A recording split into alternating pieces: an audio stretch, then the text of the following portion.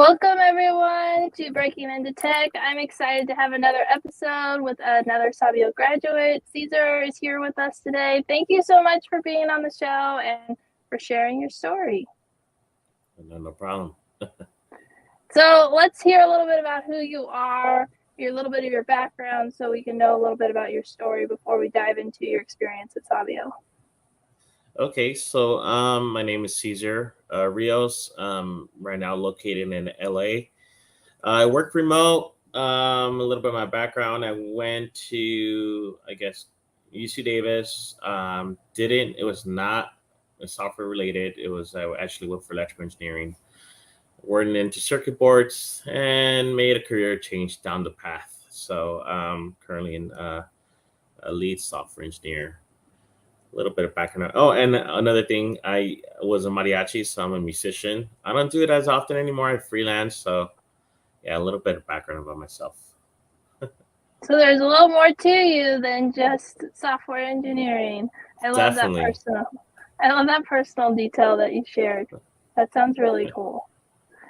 I don't want to get too off track, but I also feel like that's really interesting. Like, where have you got to go to do your mariachi? Is it just Um, local, or have you gone anywhere else? no, it's actually I applied a couple of the stuff I learned and like marketing. So I was one of our group was one of the leading ones here in LA. We got to play for Jimmy Kimmel, Netflix series for Nauticals. We did LAFC, soccer, MLS, among some BuzzFeed. We did a commercial. Yeah, we did several things. Ariana Grande, we got to play for her. A couple famous people. I forgot who. There's just been so many.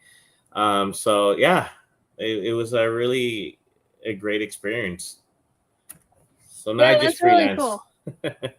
That's really cool. And it's fun to hear like more about who you are and like a little of your background. It's like, no, not just like birthday parties or different things. It's pretty cool stuff. So that's really neat.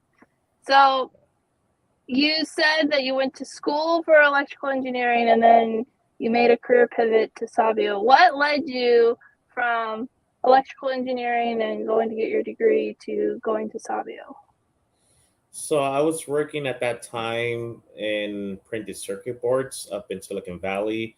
It was mostly kind of like a sales engineer in the sense of only work with prototypes and kind of get new clients and just making sure their specs met ours. It got to a point that you just kind of I didn't see myself doing that forever, and it just became work. So I started focusing mostly on mariachi, and then it. I actually got more income from mariachi at that point because I created a website, and then from there, just started going on YouTube and seeing how like SEO and marketing and the AdWords, paid advertisement. And since there wasn't really competition in mariachi, there's more competition as far as lawyers, real estate agents for marketing, but not mariachi. And so our group just blew up. I think within 6 months, we started ranking high in Google and just started getting this high quality gigs, and started doing that more and more. And then from there, I got to the point that there was really a cap that I couldn't play as, there's only certain hours I could do a week. And it got to that, again, routine that I just hit the ceiling again. And I wasn't being challenged anymore. And that's where I started looking at alternatives. And it's funny story. My cousin, Brian Navarrete, actually started doing Sabio, and he was comedian from San Fernando or Lancaster. I'm not sure where was he living, but I was living closer to LA. And one day he's like, "Hey, cousin, I'm kind of tired. Can I crash out in your place?" And I'm like, "Yeah, sure." And that's when he told me about Sabia, and that's how I just, I just hit something in my brain, and I was like, "Well, let me check it out." And that's my start. So what did So you were like sort of looking for something, but you weren't really sure what, and then it was kind of a chance encounter that you found Sabio, and then Yeah. you said you wanted to check it out. So what exactly did you do? Did you do the free courses? Did you do an info session? What exactly did you do? So that I remember that night, we didn't really talk that much. He just crashed out. I left the door open. He crashed, and then he left early in the morning. After that, I'm like, hey, so what program are you doing? Because I think he was subbing. He was a sub teacher, and he kind of he told me that he wanted to look change his career. And I'm like, well, what are you trying to do? He said, I'm trying to become a software engineer and build applications. And I found this program that I did make some research on, and it's Sabio. They're pretty legit. So at that point, he was doing Sabio and doing, I think, Uber. And I started kind of like, okay, well, let's see how that goes for him. And it was still just in back burner of just like, let's see how it goes for him. And once he graduated, he ended up getting a job right away. And I'm like, oh, then it actually did work. Let me look into it now. And that's when I started Googling Sabio, looked at the reviews. I think I reached out to Lily and just asked her questions.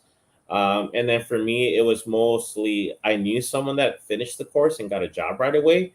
I'm like, this person, that's family member, was subbing, and now he got a job as an engineer. It's like, wow, in the course of 16 weeks. I'm like, that's great.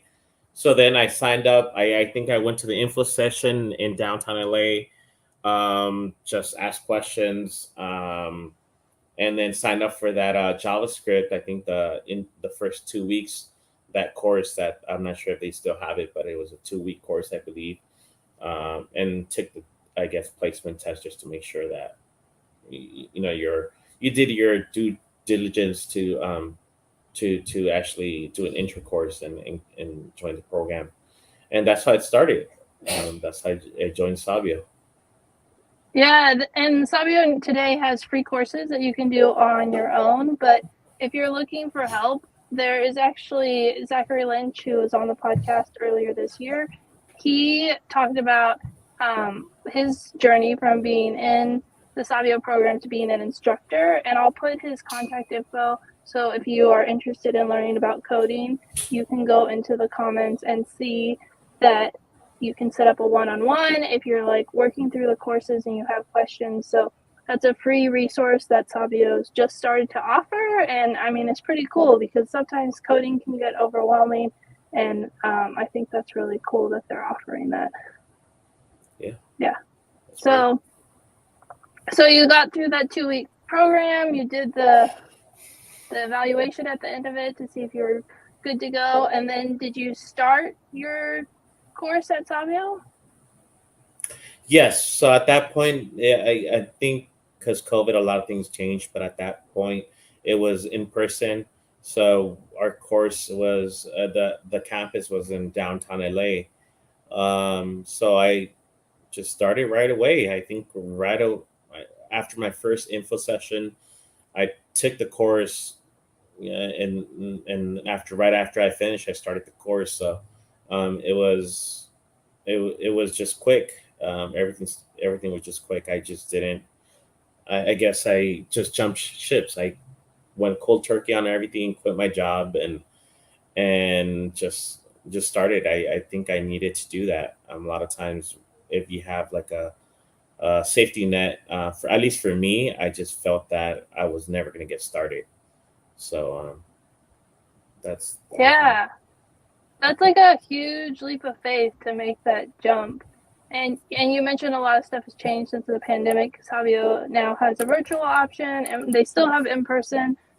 So now you have the option, even if you're not in the LA area, you can participate online, and so that's really cool. But what made you take that leap of? That's a big leap of faith. It's a big commitment, money wise, and then also you can't bring in an income while you're going through the program because of the hours. So, like, what led you to take that jump? For me, it was mostly just seeing my cousin being successful. He went from subbing as a teacher and I think doing Uber.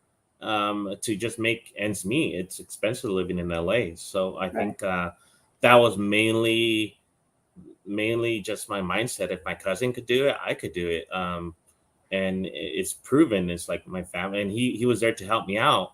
He had just finished the course and he got a job, and I was like, wait, this person that um, just was subbing and making ends meet, and now has a job and is moving to San Francisco. So that was mainly what did it for me.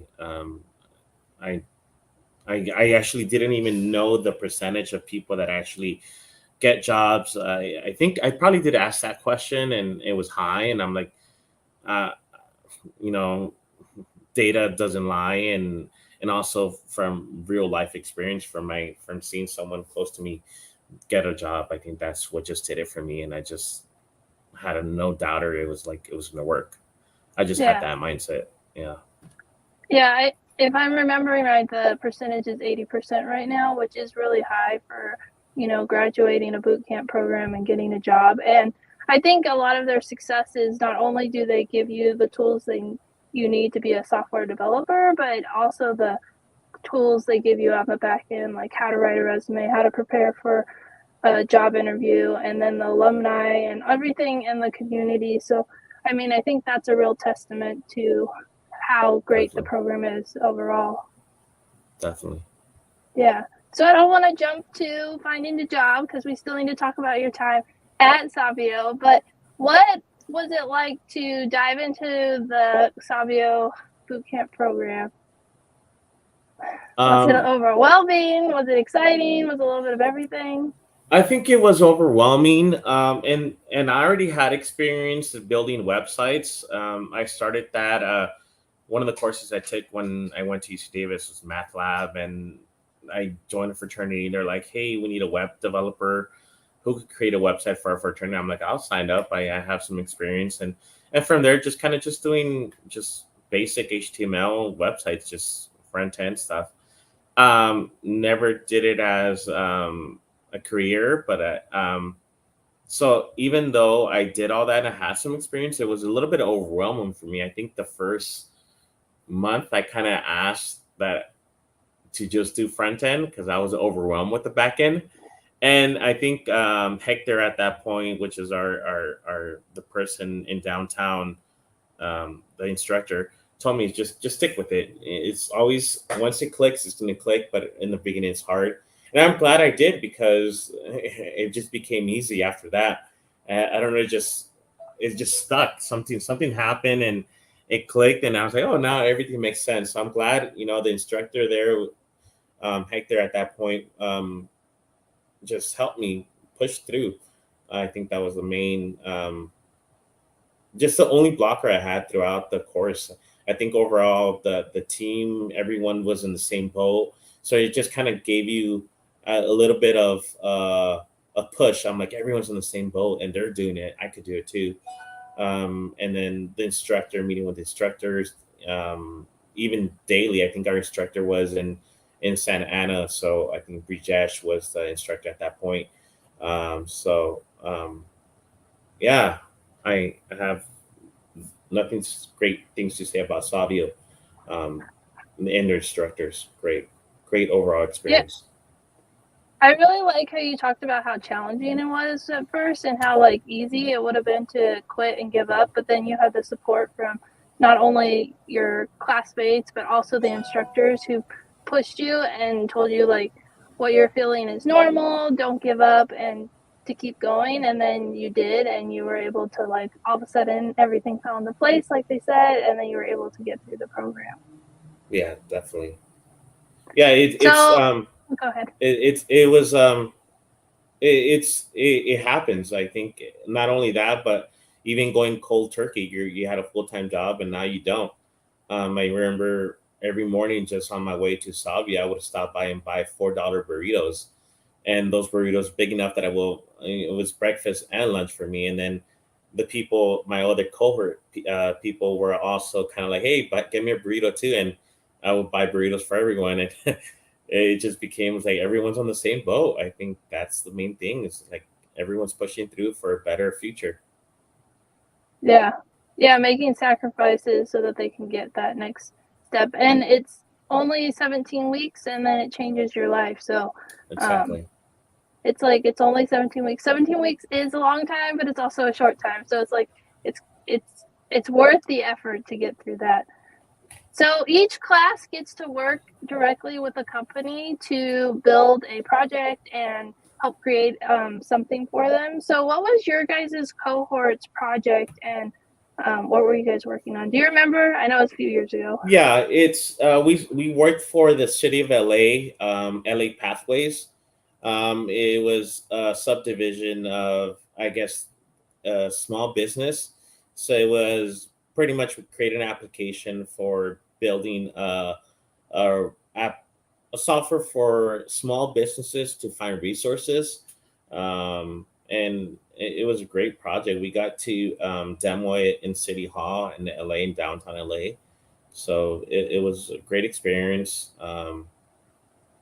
Yeah, I learned a lot from that. I think overall, it's you're actually getting I get real life experience. Once I got to my first job, and I think the interviewing was much harder than what I actually did in that company.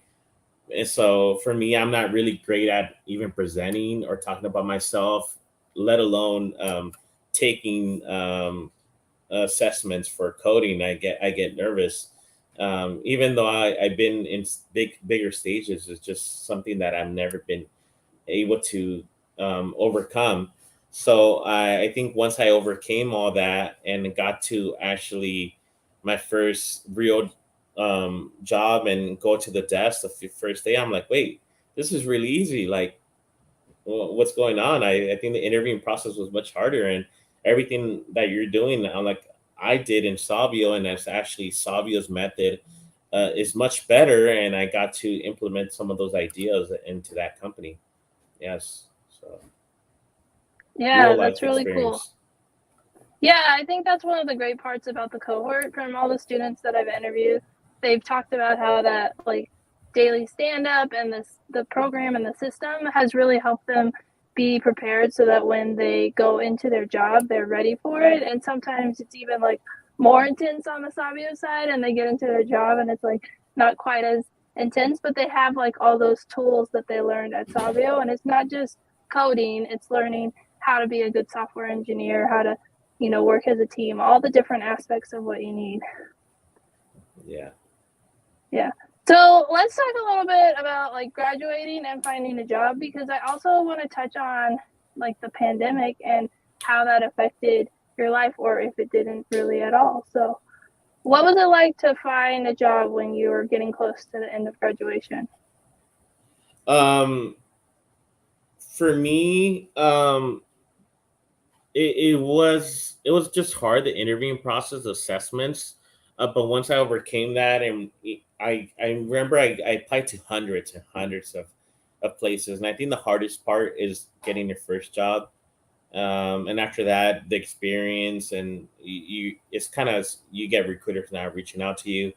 I think that was the hardest part for me, for myself. But I just made sure I threw out 100 applications and many interviews, and then I started learning from them and just recapping, and I think that was the hardest part. But once I actually started, I think 2 months after I graduated, I got my first job up in Calabasas.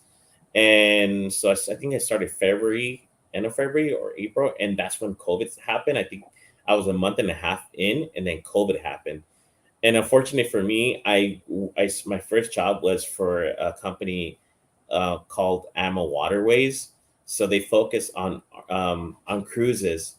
So as soon as COVID hit, all this tourism, everything, it was no one was going out anymore, and so the company took a big hit. And my first job, a month and a half in, I was without a job. So it was a little bit tough for me. I think I just kind of, it was bad luck, but I was like, well, either I could go back to my safety net, or I could continue pushing forward and just see what's going on. And at that point, a lot of people went remote, but it's hard when you don't have experience going remote because you're usually a junior and they want you to have more experience. So I ended up struggling a little bit, but I ended up finding some entrepreneurs that they just had an idea to build an application. And now we always get people coming in and saying, "Hey, I have this idea. Can you build this for me?" And it's usually just an idea, or sometimes they don't have the funds. And I'm like, "Oh, it's one of those." But at that point, I was just desperate, and I was like, "Yeah, sure. I'll be glad to meet with you guys." And I never built an application on my own, but I could give it a shot if you guys are willing to work with me. And they had some funding, and I was like, "Oh, damn, I probably took a bigger bite than I could have handled, but it was a leap of faith, and I needed a job, and I told my cousin if he could help me out, and we ended up doing that project. So it was a little bit of a really steep learning curve because I was a junior developer and just got let go because of COVID, and then I ended up taking this full on application on my own without any help. And well, my cousin helped me out, but it was interesting. I learned a lot. I'm sure. I'm sure. So yeah, the pandemic definitely had an effect on your when you left, when you graduated. So you finally got a job and you felt really great, and then I mean the tourist industry collapsed, and so it makes sense that your job would disappear with all that happening. And then you said you took a leap of faith and believed in yourself, and kind of took off more than you could handle, but you were able to get it done. So what did you learn during that process, and how has that helped you to get to where you are today? I think what I learned through that process would be never give up, and then always keep learning. I think there's always someone out there, resources, Stack Overflow, YouTube, Google it. There's someone out there that already built something similar and just build off that, and with some newer tech, newer library. But I think just don't give up, and then just break down everything.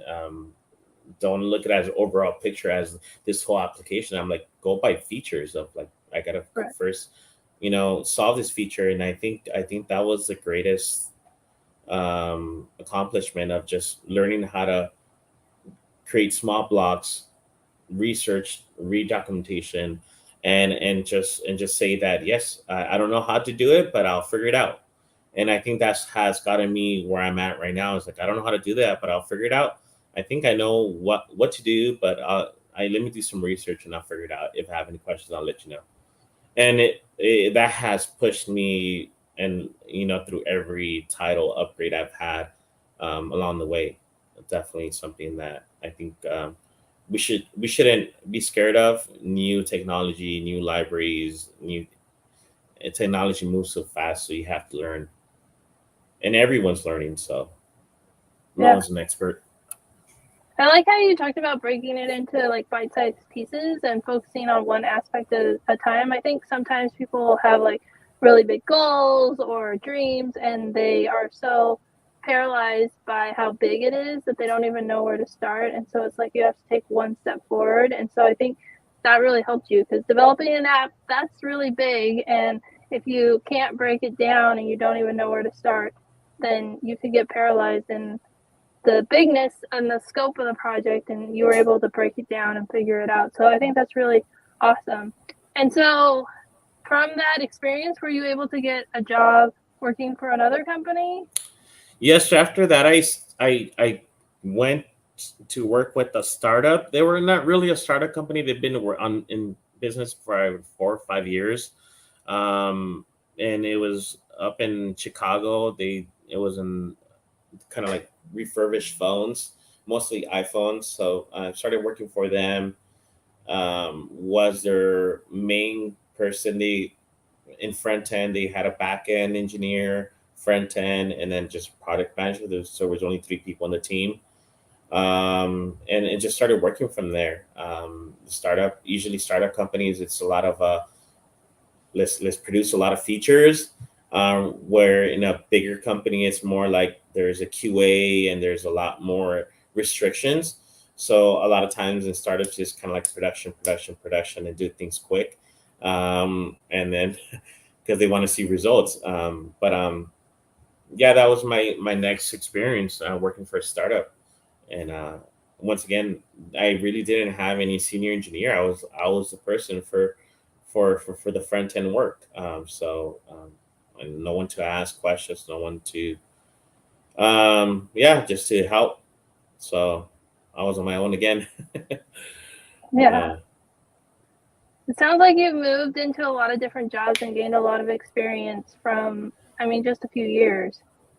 yeah, and like I like to, I guess, keep saying it's never be scared, and just read documentation, say I'll figure it out. And if you can't figure it out, bring an alternative. I couldn't do this, but here's another option, and I think that works well with clients. Right now, I work for a company where we do consulting, so sometimes it's like this is taking too long. Let me bring an alternative option, and they're okay with that. Instead of saying I can't do it or I need help, I was like, well, I thought about this alternative, and they're usually okay with that. It saves time, it saves them money. So, and usually the alternative sometimes works. It's better. Um, Yeah. Yeah. Has it, and you mentioned that like finding your first job was really, really tough, but then has it been pretty seamless to move from job to job? Do you have that confidence for the interviews or what's made the change? um, I do. Nothing has changed as far as interviewing. I still really bad in assessments and in speaking in general. So that for me has been something I've been slowly improving. But now that you have the experience, it's much easier, especially when they see your work and they see the type of projects you worked on. I always kind of, for me, it's worked. I'm always honest with them. I'm like, I'm not the greatest speaker. So a lot of times I don't have the best lingo, especially in engineering, but I could code. I could figure it out. I've worked on my own. You don't have to worry about me. Anything in the back end, the front end deployment, I'll figure it out. So usually that, and then when they give me the code assessment, or they're like, okay, well, let's see what you could do. That's when I do the real talking. And so I just make sure that I know my weakness is speaking, and I let them know, but I assure them that coding wise, I could do it. So I honesty for me has been working for, and even my current company, I tell them that and I've been trying to get help on it. So I have a mentor helping me out with that. But anything in coding wise, I think I could do anything. Yeah, well, you're doing this interview now, and I mean, you're doing great. So I feel like you don't give yourself as much credit as you deserve. So, but Right I on. love that you've been working on that, and that you're very honest and upfront with like what your challenges and like how you're working to get better. And you're like, I know the most important thing. I know how to code. Give me a problem, I can solve it. And so I think that's really great. Yeah. Yeah. So, do you have any advice for anyone who's listening who's considering starting a career in software engineering? My best advice is just get started. A lot of times we're afraid. We're afraid because if there's bills, there's unknowns. Probably you don't have, like I did, a family member that's gone through it or a close friend that's gone through it, and probably just seen a lot of other, I guess, social media portraying, oh, get rich quick, and it's not like that. It's you do would have good, you can have a good career and good salary, but you have to put in the work. You have to knock on those doors, and all these opportunities will then open. But you have to go and knock first, and actually do the hard work. I think that's the main thing. And it's never ending. Once you finish Savio, then you have to do all those applications. Be true to yourself. It's a full-time job, even after you graduate, of 8 hours of continuous applying, of doing your research of the company, of learning how to take tests. and then once you're there, learning the newest version of React, the newest version of this library, of just newest things out there. Just continue learning. Don't stay behind. So it's a continuous process, but if you work on that, you'll move up the ladder quickly. Um, I think I think a lot of times we're just afraid. Yeah, and I think that's what's great about these interviews, because I've done so many interviews and the themes are the same. Work hard. Savio has all these resources, and it's different people from different classes, different years, different life experiences. And so it's like you had that one person who you knew, your cousin, and you saw his life change. And like that was really powerful for you, but so many people don't have that. So to hear your guys' story and to hear how your life has changed is really important. Yeah, and it's not only been my cousin. I've kept close talks with some people in my cohort. Even after I started applying for a new job, I was going through this interview process. And I hit up one of my cohort, Pierre, and he would help me out. He was like, "Okay, let's go over what your interview process, what happened, what questions did he know? Let's." And just someone to talk with, I think helps out. Kept close contacts with other people, and they're like, "Hey, I want you to join my team," and I'm like, "Hey, I'm pretty happy where I'm at right now, but if anything, open, something changes, I'll reach out." And likewise, I have sometimes cohort people just sending me a private message or just calling me or texting me, and hey, I'm looking just in case this market collapses, or there's big talks about all this recession. Right. I know someone that's hiring. I'm like, hey, we're always hiring, or we're in a hiring freeze, but thanks for checking in. And so there's this community that you develop, and then for the most part, I know these people went through Savio, and they're gonna you know do a good job. They're not gonna put my name into, oh, Caesar recommending this guy. This guy's a newbie. I'm like, no. If they went through Sabia, I know they could actually do the work, and I've gone through that process. So I could only imagine that the program is only getting better.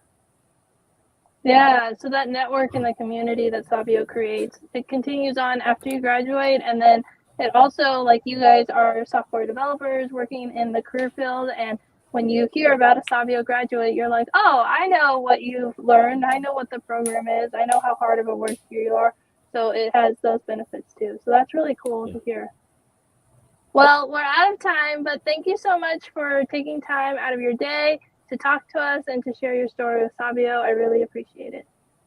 Okay, thank you, Amanda, and thank you, Sabia, for giving this opportunity. And hopefully, we could, it'll change someone's perspective and make that leap of faith to a new career. Yeah, that's awesome. Bye, everyone. Bye.